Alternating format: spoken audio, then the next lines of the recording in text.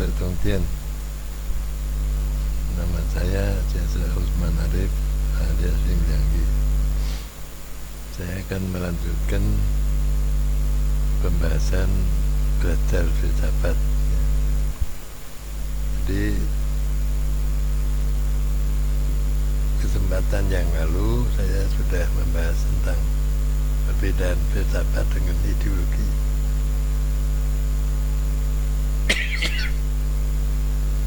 Dan sekarang saya akan membahas hubungan antara filsafat dengan agama.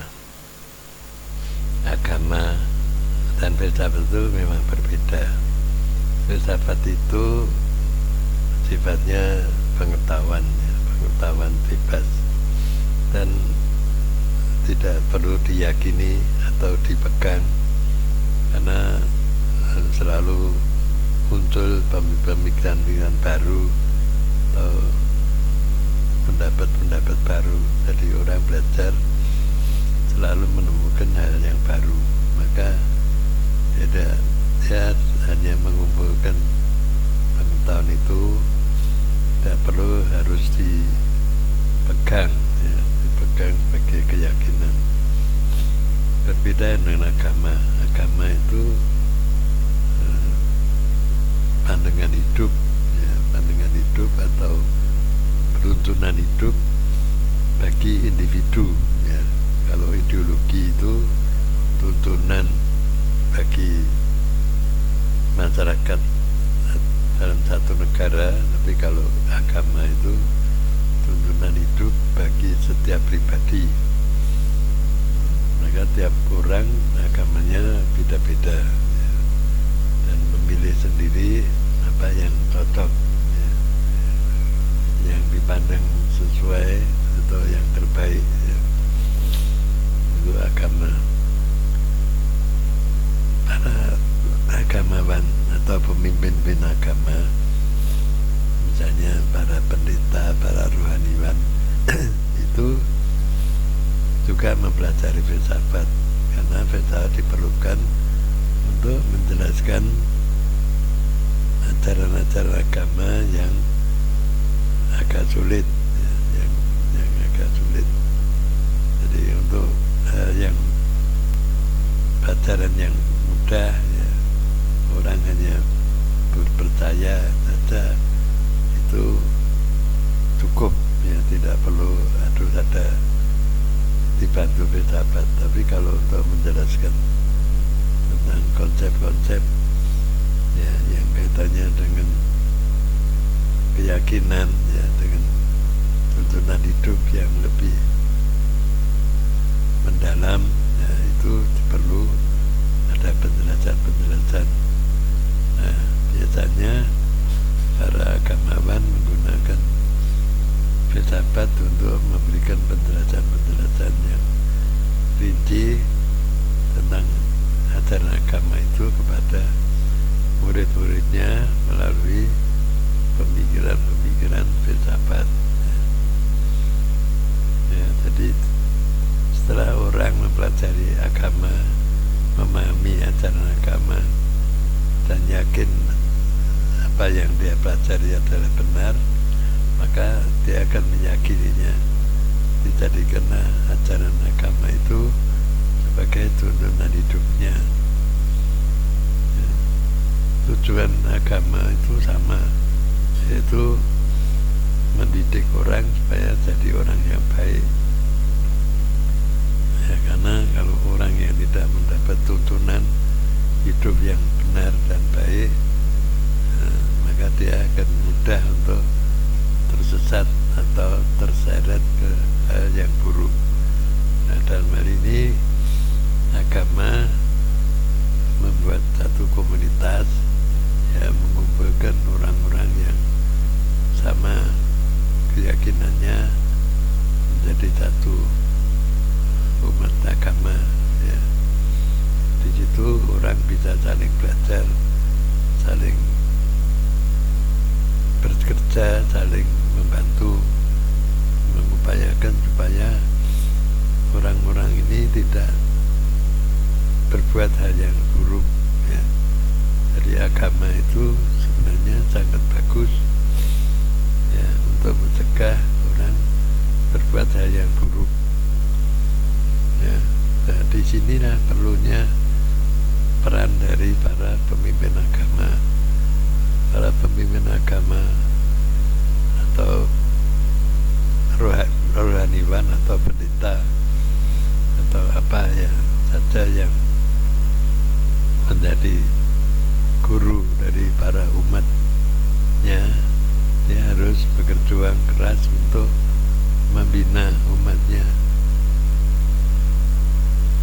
selalu hidup dalam jalan yang benar. Jadi di situ seorang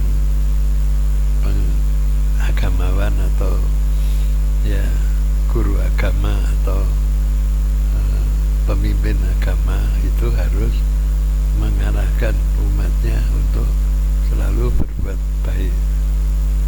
Oleh karena itu, andai kata ada orang yang beragama lalu berbuat hal yang buruk, nah ini mestinya gurunya atau pendetanya secara moral dia merasa punya tanggung jawab.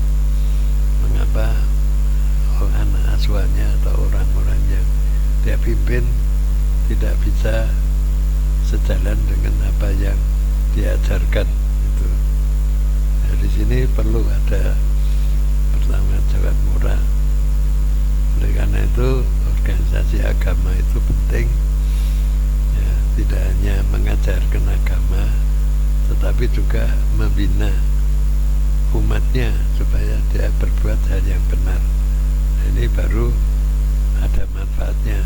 Dari keberadaan agama dalam suatu masyarakat itu ada manfaatnya kalau pemimpin agamanya bisa benar-benar mengarahkan perilaku umatnya ke jalan yang benar dan baik. Ya, kalau hanya ajaran guru agama atau pemimpin agama hanya memberi ceramah saja, memberi khotbah, memberi ceramah, tapi tidak ada bimbingan langsung secara orang per orang, ya, umatnya atau pengikutnya, maka itu tidak banyak manfaatnya. Ya. Jadi banyak agama yang cari umat sebanyak-banyaknya. Ya, umatnya sangat banyak, tetapi tidak ada pembinaan yang sistematis dan intensif kepada umatnya, sehingga umat yang banyak itu seakan-akan tidak mendapat pelajaran agama, ya. Dalam perbuatannya sama sekali jauh dari apa yang diharapkan oleh para pendiri agama, para nabinya. Inilah satu contoh yang sering menjadi pemikiran atau penilaian negatif terhadap agama, ya, keberadaan agama, karena keberadaan agama tidak bisa membawa umatnya hidup di dalam jalan yang benar, ya. Ini hal yang perlu diperhatikan. Jadi pemimpin agama atau guru agama pertama harus memberi contoh yang baik. Dia harus berusaha memperbaiki perilakunya, memperbaiki pemikirannya, betul-betul lahir batinnya bersih, ya, lalu memberi contoh pada pengikutnya agar juga berbuat yang benar. Nah, secara terus-menerus pemimpin itu membimbing umatnya. Kalau umatnya banyak, maka dia harus perlu pembantu yang bisa membimbing semua umatnya. Kalau umatnya banyak tapi tidak ada pembinaan langsung pada individunya, nah ini sama saja, nanti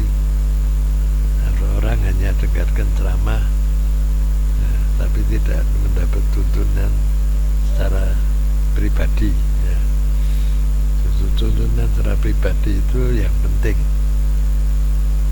Oleh karena itu suatu agama perlu mempunyai banyak rohaniwan atau banyak guru agama ya, yang bisa membimbing umat mereka secara lebih dekat. Jadi tidak hanya cari umat yang banyak, tapi yang lebih penting adalah bagaimana membina umatnya yang sudah diajarkan agama itu berperilaku benar. Ini jadi kalau hal itu terjadi, maka keberadaan agama di dalam masyarakat sangat diharapkan dan sangat mendapatkan penghargaan. Ya. Di negara-negara maju, ya di Barat khususnya, itu ada dalih kebebasan agama. Nah, jadi di situ setiap orang mendapatkan kebebasan untuk memilih agamanya sendiri-sendiri. Ya. Biasanya mereka mendapatkan bimbingan, umatnya itu mendapat bimbingan langsung dari para pendetanya. Kalau pendetanya itu benar-benar bertanggung jawab, ya, atau guru agamanya benar-benar bertanggung jawab, maka umatnya akan baik.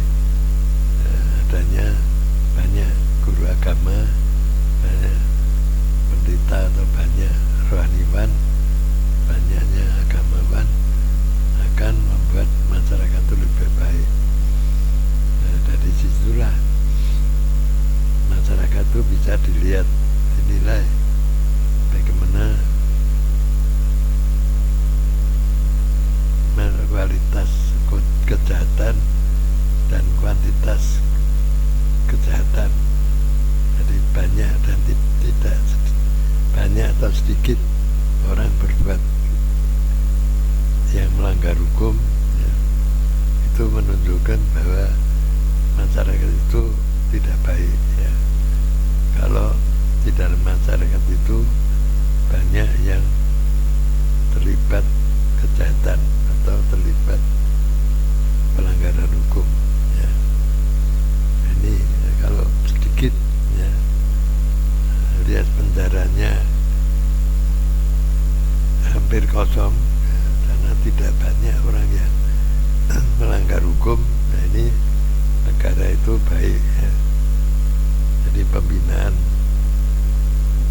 mungkin para rohaniwannya, para pemimpin agamanya bekerja dengan baik, bekerja sungguh-sungguh sehingga bisa menghapus atau menghilangkan orang berbuat kejahatan. Ya. Tapi kalau penjahat banyak, agama banyak, ya berlomba-lomba agamanya mencari umat sebanyak-banyaknya, tapi penjara juga semakin penuh sesak, ya, sampai overkapasitas dan sebagainya. Nah, ini perlu dipertanyakan bagaimana kerja para rohaniwan, para guru agama itu dalam membina umatnya. Ya, jadi itu adalah hal yang mudah untuk dihubungkan. Hasil kerja seorang guru agama, ya, para guru agama dengan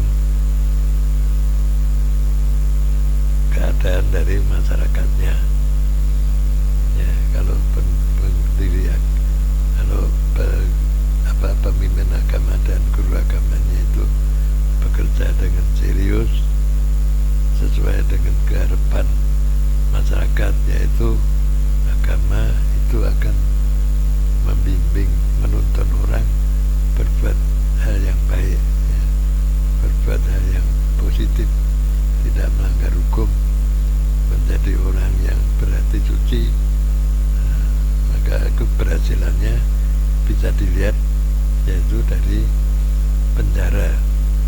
Kalau penjara banyak ya berarti ini salah satu tugas ya, salah satu kewajiban para agama mungkin kurang baik ya, atau kurang serius dalam membina umatnya. Ini sebagai satu gambaran kasar ya. Guru agama atau pemimpin agama tidak bisa mengatakan bahwa mereka itu sudah diberi pelajaran tapi tidak mau mendengarkan, mereka tetap sedua jahat ya. Nah, ini kalau seorang guru itu mestinya guru biasa saja, kalau muridnya nakal dia merasa malu ya. Kalau muridnya itu berbuat tidak baik, gurunya merasa malu. Apalagi kalau itu guru agama atau pemimpin agama, anak buahnya berbuat yang tidak baik atau umatnya berbuat yang tidak baik, seharusnya dia juga merasa bertanggung jawab bahwa dia harus koreksi diri sendiri, apakah dia telah berbuat sesuatu yang boleh dihargai ya, atau terukur ya, atau jelas ya, usahanya untuk membina umatnya. Itulah hubungan antara filsafat dan agama itu sangat erat ya, karena filsafat itu memberikan penilaian, memberikan ya masukan-masukan agar agama itu berjalan baik ya. Jadi agama tidak hanya